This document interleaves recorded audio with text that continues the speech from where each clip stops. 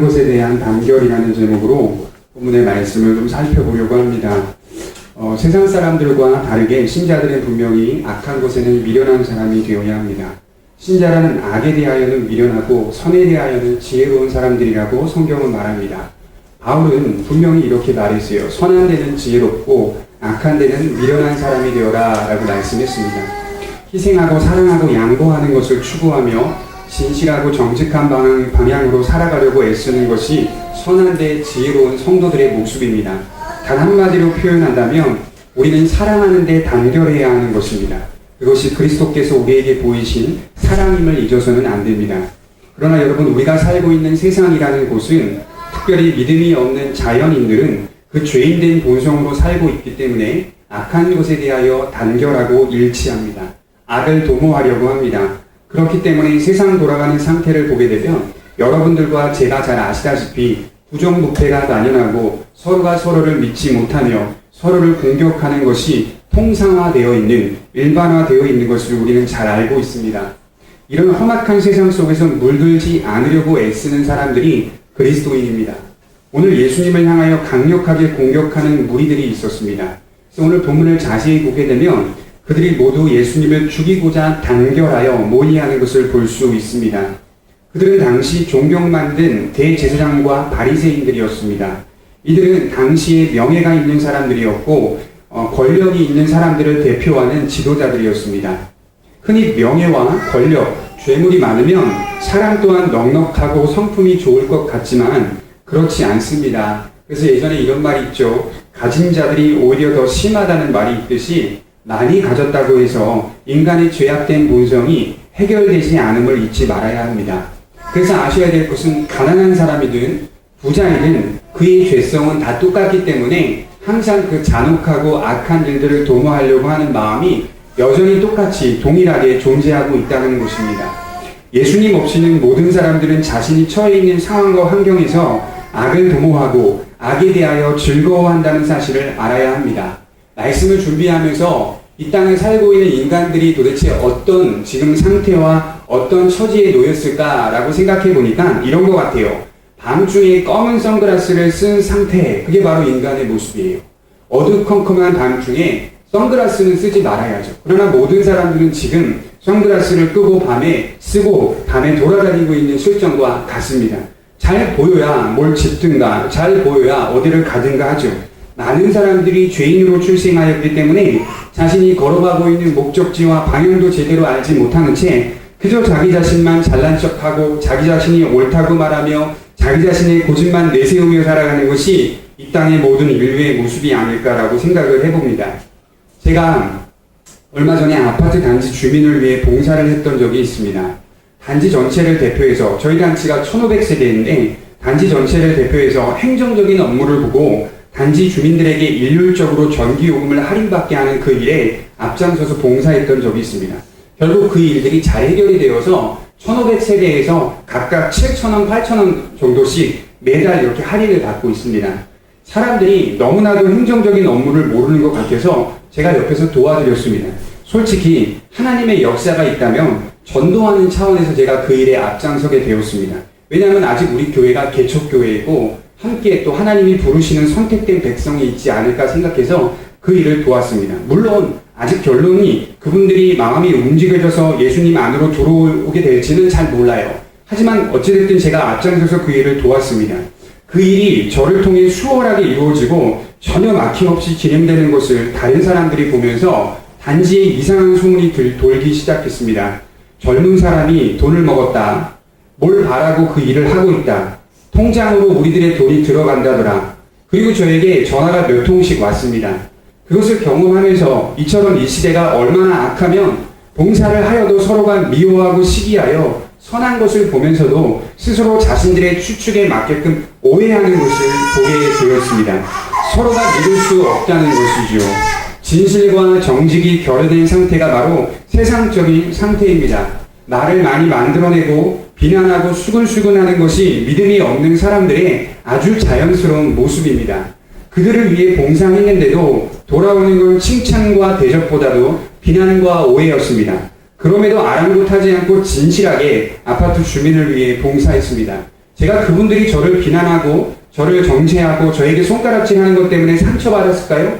전혀요. 상처 안 받아요. 왜냐하면 저는 이미 인간에 대한 존재를 제대로 평가하고 있었기 때문에 그걸 감안해서 그것을 했다는 거예요. 진실하게 정직하게 도와주려고 해도 사람들은 이처럼 말을 만들어내가지고 오해를 일으키게끔 한다는 거죠. 예수님 믿는 사람들이 조심해야 할 것은 말을 만들어내지 마세요.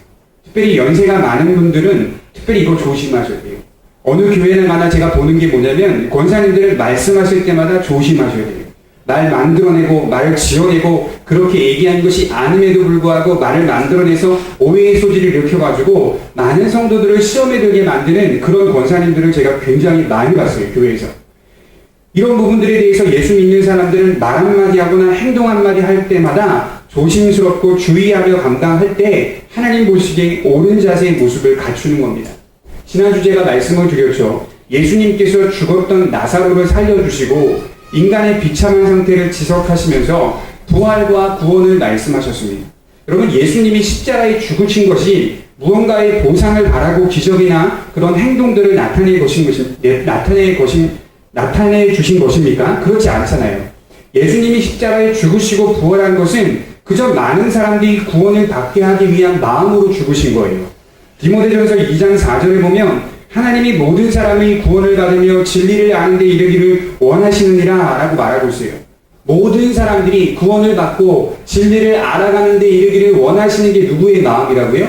하나님의 마음이라고요. 사람들을 욕하고 비난하고 수치를 주려고 하는 마음이 아니라 하나님은 많은 사람들을 살리기 위한 마음을 가지고 그렇게 이 땅에 내려오셨다라고 말합니다. 간단하게 제가 설명하자면 주님의 능력과 말씀은 전적으로 이타적인 것입니다. 사람들에게 피해를 주려고 다가온 게 아니에요. 그럼에도 불구하고 그대로 받아들이지 못하고 예수님을 미워하고 예수님을 죽이려 하는 지도자들을 목격하게 됩니다. 우리 47절과 48절을 한번 보십시오. 이에 대제사장들과 바리새인들이 공회를 모으고 이르되 이 사람이 많은 표적을 행하니 우리가 어떻게 하겠느냐. 만일 그를 이대로 두면 모든 사람이 그를 믿을 것이요 그리고 로마인들이 와서 우리 땅과 민족을 빼앗아 가리라 하니. 예수님을 미워하는 그들은 주님의 표적과 능력을 인정하지 않았습니까? 인정하지 않았습니까? 47절에 인정하지 않았다고 말하는 겁니까? 아니잖아요. 인정하잖아요. 그가 남다른 표적을 행하고 있다라고 말하잖아요. 그가 이 사람이 많은 표적을 행하니 우리가 어떻게 하겠느냐. 예수 안 믿는 사람이에요, 이분들은. 그럼에도 불구하고 예수님께서 일으킨 표적과 기적과 능력은 남다르다는 것을 인정하고 알고 있었어요. 그러나 무엇을 의미합니까? 남다르다고 인정하고 있긴 있었지만 예수님을 믿으려고 그 안에 들어오지는 않았다는 거예요. 예수님의 능력은 인정하고 있었지만 그 안으로 들어오기 싫다는 거예요. 오히려 그런 주님을 많은 사람들이 믿게 될까봐 염려하고 있습니다. 당시 그들이 존경받고 있었고 그들이 인정받고 있었고 그들을 통해 사람들은 위로를 얻고 지혜를 얻었는데 자신의 자리가 피해를 본다고 생각해서인지 더욱 주님을 미워하게 되는 것입니다. 48절에 보면 그를 그대로 두면 모든 사람이 믿을 것이다 라고 말하고 있어요. 그를 그대로 놔두면 많은 사람들이 믿기 때문에 그대로 둘 수 없다라고 말하고 있어요. 그래서 그들이 생각해낸 게 뭡니까? 예수님을 죽이자는 모의를 생각했던 것입니다. 결국 이들은 자신의 이익에 대하여 손해가 올까봐 피해가 될까봐 예수님을 죽이려 하고 있습니다. 여러분, 많은 사람들이 당시에 대제사장과 서기관과 바리새인들에게 상담을 하러 왔습니다. 제사를 드리러 왔습니다. 위로를 얻고자 왔습니다. 그냥 왔을까요? 그냥 맨손으로 왔을까요? 아니에요. 그들에게 재물과 또 어떤 제사를 드린 양과 흠없는 그런 것들을 갖고 왔어요. 빈손으로 온 게 아니라 그 제사장과 서기관과 바리새인들에게 얼마 만에 몫을 가지고 왔단 말이에요. 그러면 그들의 자리가 예수님 때문에 손해가 될 수 있다는 계산이 앞섰던 거예요. 그들이 그것을 통하여서 자신의 자리가 위태할까봐 예수님을 죽여야 한다. 예수님을 죽이자라는 모의를 하게 되었다는 것이죠. 순수에게 사랑을 베풀고 나누었던 예수님을 향하여 그들은 이러한 음모를 꾸미고 있습니다. 제가 고백할 것이 있다면 제가 다른 교회의 부교육자 사역을 하면서 생활을 하면서 이런 적이 많았어요. 그 교회는요, 보통 교회가 자립된 교회는 전도사님들이나 부목사님들이나 이런 부교육자들이 많이 있어요. 제가 있었던 교회에 4분의 부교육자가 있었어요. 먼저 제가 그 4분의 부교육자 가운데 제일 오래된 사람이었거든요. 5년, 4년 있었기 때문에 계속 매년마다 연말이 되면 새로 오시는 부교육자가 들어오게 되어 있어요. 그러면 4명과 5명 혹은 3명 이렇게 함께 일을 해갑니다. 처음에 그들과 함께 웃으면서 이야기하고 또 함께 교제하고 함께 기도하고 함께 악수하고 사랑하며 서로 할 것 같잖아요. 시간이 지나니까 이제는 경쟁 상대가 돼가지고 한 교회 안에서 서로 사역자로서 예수님의 복음을 전파하는 사랑의 사역자임에도 불구하고 우리가 서로 경쟁하고 있는 것을 알게 되었습니다. 그리고 어느 날 모여가지고 우리가 회개하자. 서로가 맡고 있는 부서가 더 잘 되기를 바라요. 담임 목사님한테 보고를 하거든요. 출석 체크를 해가지고 내가 맡고 있는 부서가 오늘 30명, 40명이 나왔다. 그럼 뭐 어떻게 하겠어요? 30명 나왔으면 40명 쓰는 거예요. 그리고 목사님한테 올리는 거예요, 보고서를. 이쪽에서 또 유치부 사역자가 또 몇 명이 나왔다. 그러면 또 그거 만들어내가지고 올리는 거예요. 왜요? 나중에 결산할 때는 목사님한테 혼을 나거나 지적을 받으니까.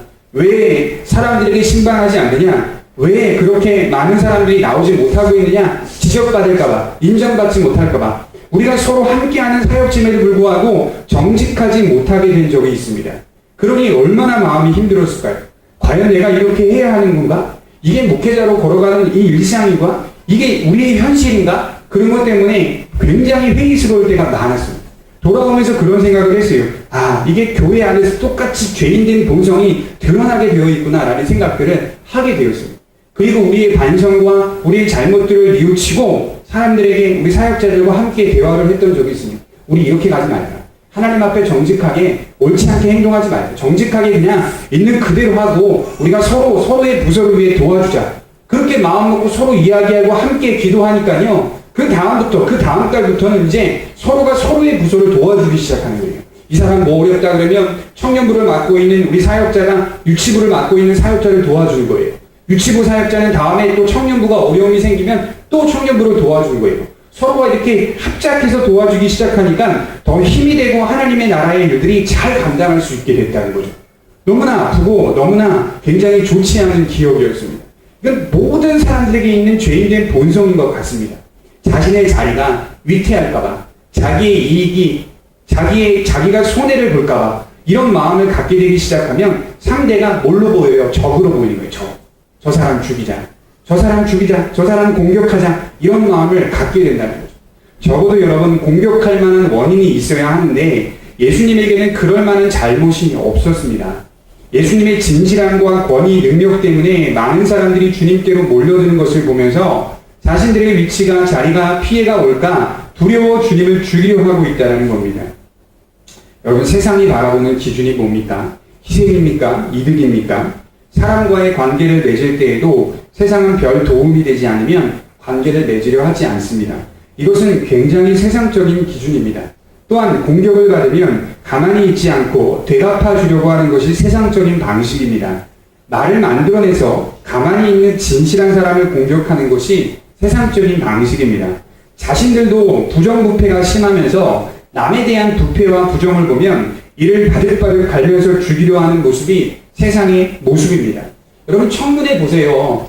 그 청문회를 질문을 던지고 있는 그 국회의원은 잘났습니까? 그 사람은 아무런 흠이 없습니까? 그 사람은 아무런 부정부패가 없는 깨끗한 사람입니까? 아닐걸요. 뒤져보면 그 사람도 같은 사람일걸요. 그럼에도 불구하고 자신은 투명한 척하면서 막 질문을 던지고 있잖아요. 그리고 막 계속 수치스럽게 말을 던져주고 있지 않습니까? 이게 바로 세상적인 모습인 것 같아요. 우리 이사야서 59장 14절을 찾아보겠습니다. 본문은 잘 내버려 두시고요. 이사야서 59장 14절입니다.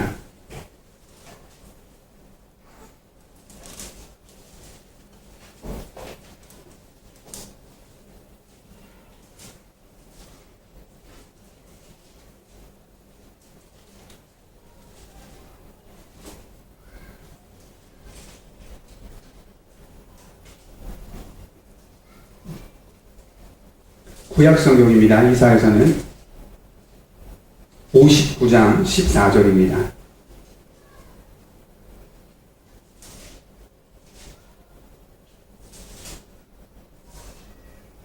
같이 한 목소리로 함께 읽어보도록 하겠습니다. 시작. 정의가 뒤로 물리침이 되고 공의가 멀리 섰으며 성실이 거리에 엎드러지고 정직이 나타나지 못하는도다. 여러분, 이 이사야서가 쓰여진 시대가요, BC 7세기경이에요. BC 7세기경 잘 와닿지 않으시죠? BC라는 것은요, AD 오기 전이라는 말인데요. 760년경에서 659년에 쓰여진 책이 이사야서거든요. 그러면 적어도 AD 지금 2015년이니까 몇 년에 쓰여진 거죠? 약 3000년 전에 쓰여진 책이에요, 이게. 3000년 전에 고대 근동 사회에 이런 일이 이루어졌다는 거예요. 정의가 뒤로 물리침이 되고 공의가 멀리 섰으며 성실이 거리에 엎드려졌고 정직이 나타나지 못하는 사회라 이거예요. 그 당시 사회가. 옛날 고대 근동 사회도 똑같았다는 거예요. 우리는 이런 세상 속에서 그리스도를 바라보고 있는 겁니다. 정신을 차리지 못하면요, 우리가 하나님 앞에서 올바로 설 수가 없는 거예요. 여러분, 인간이 이 땅에 태어나 탄생하여 어떤 사회를 만들어 문화를 만들어 살아가기 시작하면서 인간들은 옛날이나 오늘이나 똑같이 죄 짓는 것에는 당연하게 생각하며 살아가고 있어요. 지금 우리가 사는 세상과 다른 곳입니까? 아니에요. 같아요. 옛날이나 지금이나 같아요. 죄 짓는 죄악된 본성은 똑같아요. 그런 세상 속에서 주님이 어떻게 살아갔는지를 한번 보자고요. 예수님이 그런 세상 속에서 어떻게 살아가셨습니까? 자신의 길을 걸어갔습니다. 예수님은 자신이 가고자 하는 길을 걸어가셨어요. 자신의 길을 가기 위해서는 먼저 어떤 마음이 있어야 하냐면요, 내가 가는 길을 제대로 알아야 돼요. 여러분, 내가 가는 길을 제대로 알아야 예수 믿는 거예요. 자신의 길을 걸어가려면요, 내가 가는 길을 적어도 제대로 알고 있어야 돼요. 신자는 세상의 소용돌이 속에서 흔들리지 말고 자신의 길을 걸어가는 사람들입니다. 그들과 타협하지 않고 정직과 진실로 살아가려고 애쓰는 것이 우리 존재입니다. 그것이 바로 우리에게 본을 보이신 예수님의 모습입니다.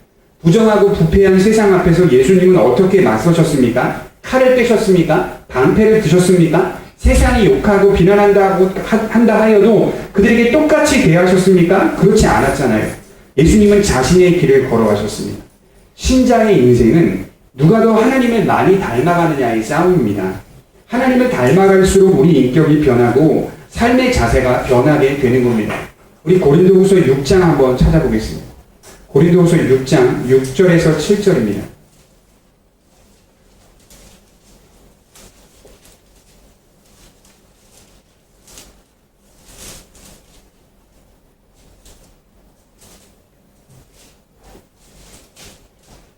신자들이 어떻게 이 세상 가운데 살아가야 하는지를 바울이 설명해 주고 있습니다. 고린도후서 6장 6절에서 7절입니다.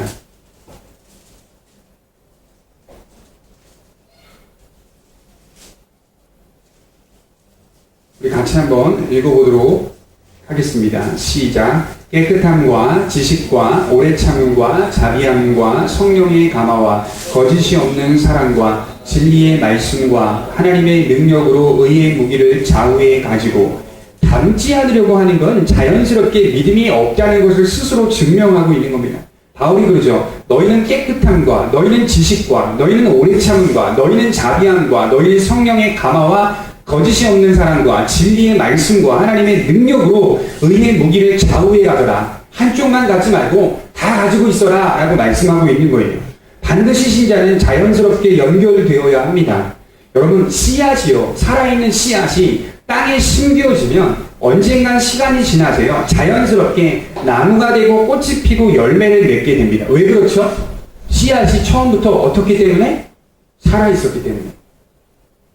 꽃이 피고 열매를 맺었다는 이유는 이미 처음부터 심겨졌던 씨앗 자체가 생명력이 있었기 때문에 꽃이 피고 열매를 맺는 것이죠. 만약에 여러분들의 씨앗이, 여러분들의 믿음의 씨앗이 죽어있는 상태로 땅에 심겨지게 된다면 자연스럽게 무슨 일은 발생하지 않습니까?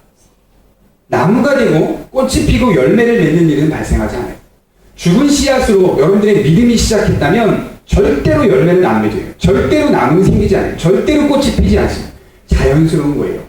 우리의 씨앗이, 우리의 믿음이 생명력 있게 시작되었다면 열매를 맺고 자연스럽게 우리 인생 가운데 나타나게 되는 것은 당연한 겁니다. 그런 믿음이 없다면 차라리 이렇게 기도하세요. 하나님, 저의 믿음 없음을 도와주십시오. 제가 믿음 없음을 용서해 주시고 저에게 믿음을 주시옵소서라고 말하십시오. 우리 로마서 6장 22절을 한번 또 찾아보겠습니다. 로마서 6장 22절입니다. 신약성경 247페이지에 있습니다. 247페이지입니다. 6장 22절입니다.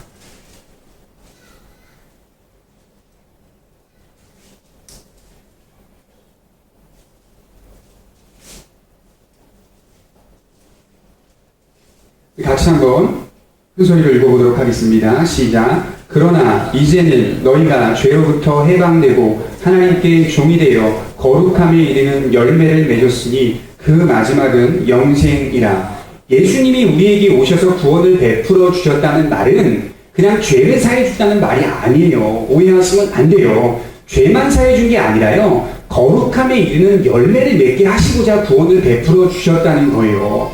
믿음은 이제 구원으로 가는 목적, 과정입니다. 그 과정 속에서 우리가 맺어야 하는 것은 거룩함에 이르는 열매를 맺어야 한다라는 거예요. 거룩함에 이르는 열매를 맺는 것의 목적은 우리가 예수 믿는다는 것에 대한 확신을 견고하게 하기 위해서예요. 여러분들이 선한 행실을 하고 선한 삶을 살아가면 살아갈수록 뭐가 내 마음판에 새겨지냐면, 나 구원받는 사람이구나, 나 하나님의 자녀이구나라는 확신이 서게 되는 거예요. 확신이. 만약 내 마음속에 오늘 죽어도 구원받을 수 있을까 없을까라는 확신이 서 있지 않다라는 것은 하나님의 말씀에 순종하고 있지 않다라는 증거예요. 내가 말씀에 애쓰고 순종하고 겸손하려고 노력하면 할수록 내 확신은 점점 커지게 되어 있어요. 그게 성경은 거룩함에 이르는 열매라는 거예요. 구원은요, 죄 사함만 얘기하는 게 아니라 죄 사함과 동시에 시작되는 거룩함에 이르는 믿음의 삶을 얘기하는 겁니다. 그 열매까지 다 포함을 하고 있는 거예요. 그리고 마지막에 뭐가 있다라는 거예요? 영생이라. 그리고 마지막에 영생이 있다는 말이에요. 그 영생 속에서 우리는 확신을 가지고 살아가게 된다는 것입니다. 하나님은 우리에게 선한 일을 열심히 하게 하기 위해서 자기 백성이 되게 하셨다라고 또 디도서에서 말씀하고 있습니다. 그러나 여러분, 예수님을 믿지 않는 사람들의 오늘 본문의 모습을 보면, 대조적으로 생각해 보면 주님을 죽이려 하고 있습니다. 주님은 살리려고 하는데 예수 안 믿는 사람들은 항상 죽이려 하고 있습니다. 주님은 영혼을 만지고 회복시키고 모든 사람들이 예수님을 믿어 이타적인 삶을 살아가도록 그렇게 인도하시는데, 세상을 대표하고 있는 부패한 지도자들은 늘 언제나 죽이는 사역을 하고 있습니다. 자신만 빼놓고 별 도움되지 않을 것이라고 생각하는 사람들은 가차없이 무시하고 공격합니다. 말씀을 준비하면서 제가 역사책을 뒤져봤는데요, 역사 속에서는 항상 이러한 일들이 있었다고 합니다. 여러분, 중국 역사를 보면 마오쩌둥이라는 사람이 나오죠. 이 모태똥이라는 이 사람은요, 7,700만 명의 사람을 죽였대요. 7,700만 명. 우리나라 인구가 5,500만인데요. 7,700만 명을 학살했다고 합니다. 이것은요, 12년 동안 죽은 사람의 이름을 읽어야 하는 숫자예요. 12년 동안 그 사람의 이름을 읽는 거예요. 죽은 사람 이름을. 그래야 7,700만 명을 읽을 수 있다는 거예요. 또한 캄보디아에 가보면요, 대학살을 했던 폴포트라는 사람이 있는데 이 사람 주도하에 300만 명이 죽었다고 합니다. 이 사람이 사람을 죽이는데 어떻게 죽였냐면, 안경을 낀 사람은 죽이고요, 손에 굳은 살이 있으면 바로 사형시켰다고 합니다. 그러니까 가치 없다, 별 도움 안 된다, 그럼 죽였대요. 여러분, 히틀러 잘 아시잖아요. 히틀러는 2차 대전 당시 2,100만 명의 사람들을 학살시켰다고 합니다. 또한 소련의 레닌은 400만 명을 죽였습니다. 그리고 또한 소련의 스탈린은 신부님이 되고 싶었던 사람이에요. 이 사람은 신부님 되려고 신학교 들어갔던 사람이에요. 그런데 그 사람이 갑자기 폭군으로 변해서 5천만 명을 죽였다고 합니다. 이게 역사 속에서 사람이 할 짓이 아님에도 불구하고 그렇게 사람들이 행동하며 나왔던 역사의 그런 모습이라는 것이죠. 이처럼 사람은 잔혹성이 심각하고 사람의 현실은 이처럼 이와 같습니다. 자신들의 이익을 지키고자, 신념을 지키고자 어떠한 일도 자행하는 것이 죄인들의 모습이라는 것이죠. 저는 요새 시대를 보면서 이런 생각을 합니다. 자꾸 우리의 분노가 옛날보다는요, 요새 시대가 더 자주 표출하는 시대가 되었어요. 그나마 옛날에는 분노를 억누르려고 하는 그런 모습이 있었대요. 그러나 요새는요, 분노가 생기면요, 잘 억누르지 않아요. 그냥 바로 외부로 표출을 해요. 그래서 아침에 이렇게 TV를 켰는데 블랙박스로 보는 세상에 이렇게 그 운전자들이 이렇게 실수해가지고 나오는 사고들이 나오는데, 거기서 어떤 한 사람이 보복 운전하다가 화가 많이 났나 봐요. 그러니까 가다가 차를 앞에서 딱 세우고 내려가지고 경찰들이 쓰는 호신용 3단봉이라는 게 있습니다. 그걸 쫙 빼어 내려가지고 뒤에 있는 차 그래서 자기한테 욕지거리 했다고 와가지고 창문을 좌우측 앞창문까지 다 깨버리는 거예요. 엄청나게 깨는 거예요, 그냥.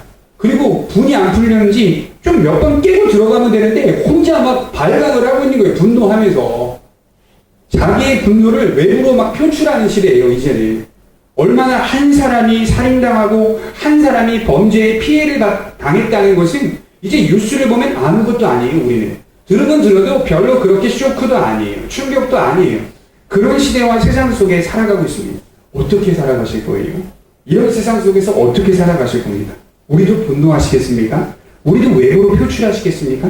아닐걸요. 우리는요, 항상 예수 안에서 거슬러 올라가는 믿음을 가져야 합니다. 사람들이 분노를 외부로 표출해도 꿋꿋이 누르면서 하나님을 의지하고 하나님의 은혜 안에서 하나님의 백성된 자녀로서 살아가는 것이 오늘 예수님이 우리에게 보이신 본입니다. 평화라는 단어를 외치면서도 뒤에서는 총과 칼을 들이대는 게 세상입니다. 얼마나 모순적입니까? 얼마나 정말 황당한 일입니까? 쌀을 퍼주면서도 여전히 반대편 나라는 우리를 향해 총과 칼을 겨누고 있습니다. 온전한 사랑과 화합이 있을 수 있다고 생각하십니까? 없잖아요. 오히려 온전한 죄악만이 가득 차 있습니다. 예수님은 이 땅에 사람들에게 해를 끼치러 오신 게 아닙니다. 자신이 창조한 모든 사람들이 죽어가는 죄인이기 때문에 그들을 살리고자 오신 겁니다. 그러나 그것을 죄인된 인간들이 곡해하여 주님을 죽이고자 하는 것입니다. 또한 주님을 믿는 사람들이 올바로 믿음을 갖지 못하고 살기 때문에 사람들이 자꾸 기독교인들을 보면서 예수님을 오해하고 있는 것입니다. 왜 한국교회 성도들이 욕을 먹는 겁니까? 왜 한국교회 성도들이 그렇게 손가락질 당하는 겁니까? 여러분 TV 보면서요, 다른 성도들 욕하지 마세요. 다른 성도들을 향해 지적하고 정죄하지 마세요. 성도님들도 다를 거 없어요. 똑같아요. 왜 한국교회 성도들이 이렇게 비난받고 비판을 받냐면요, 제가 볼 때는 이유는 하나예요. 딴소리 하지 마시고 이유는 딱 하나예요. 제대로 배우지 못했기 때문이에요. 제대로 말씀을 배워보고 들어본 적이 없기 때문이에요. 왜 그럴까요? 한국교회는 오래전 시작부터 예수 믿고 잘 되자, 예수 믿고 복받자로 시작했어요. 그거밖에 없었어요. 강단에서 외치는 말씀의 내용은 그거밖에. 왜 교회 나오셨습니까? 예수 믿고 복받기 위해 나왔습니다. 그거밖에 없었어요. 어떻게 세상 속에서 믿음으로 살아가야 하는지는 들어본 적이 없었어요. 그럼 우리가 어떻게 해야 될까요? 이제 말씀 안에서 믿음으로 살아가는 길이 뭔지를 제대로 배워야죠. 제대로 알고 들어야죠. 복받는 게 문제가 아니라, 복받는 게 본질이 아니라 그건 후차적인 거예요. 예수님 믿으면 하나님이 복 안 주십니까? 아니에요. 주셔요. 복 주세요. 그러나 그게 본질이 아니라니까요. 기독교는 그게 주된 본질과 목적이 아니에요. 그렇게 되면 큰일 나는 거예요. 그렇게 되면 천국문 턱에도 못 와요. 천국문 들어가지도 못하는 거예요. 예수님 믿는다는 것은요, 예수 안에서 자신을 발견하고 참된 인생 속에서 내 자신이 해결할 가능성도 없고 절망된 존재라는 사실을 기억하고 인정하면서 이 땅에서 하나님이 우리를 만드신 목적에 따라 살아가는 거, 내 자신이 어떤 것이 의미 있는 인생일까? 어떤 게 구원을 받은 백성으로 살아가는 게 맞는 걸까? 고민하고 갈등하며 살아가는 게 예수 믿는 참된 의미입니다. 근데 많은 성도들은 예수 믿고 복 받자. 지금도 그렇게 전하고 있어요. 예수 믿고 당신 왜 안 잘 되는지 알아? 예수 제대로 안 믿어서 복 임하지 않은 거야. 이거밖에 없는 거예요. 그렇지 않아요. 예수 잘 믿어도요, 고통이 옵니다. 예수님 잘 믿어도 고통과 고난이 옵니다. 왜 그래요? 하나님의 섭리는 알 수가 없는 거예요. 하나님의 섭리를 누가 알아요? 태어날 때부터 송명희 씨는 정박아로 태어났어요. 그 사람 태어난 거 어떻게 설명하겠어요? 태어날 때부터 손가락 하나 없이 태어나는 그 사람, 어떻게 그 원인을 찾을 수 있겠어요? 죄 많이 지어서 그렇게 태어났습니까? 아니잖아요. 하나님의 섭리 속에서 어떤 한 사람을 향하여 하나님께서는 하나님의 백성으로 인도하시는 과정이라는 게 있다라는 거예요. 우리 성도님들 아셔야 됩니다. 그냥 하나님 호락호락하게 구원을 베푸시지 않으세요. 제가 장담하건대 우리 성도님 한 사람 한 사람의 인생 속에서 하나님은 여러 일들을 역사하십니다. 여러 일들을 깨닫게 하시고 여러 가지를 보게 하십니다. 이번 주일에 주간에 우리 진도환 집사님이 교통사고가 나셨어요.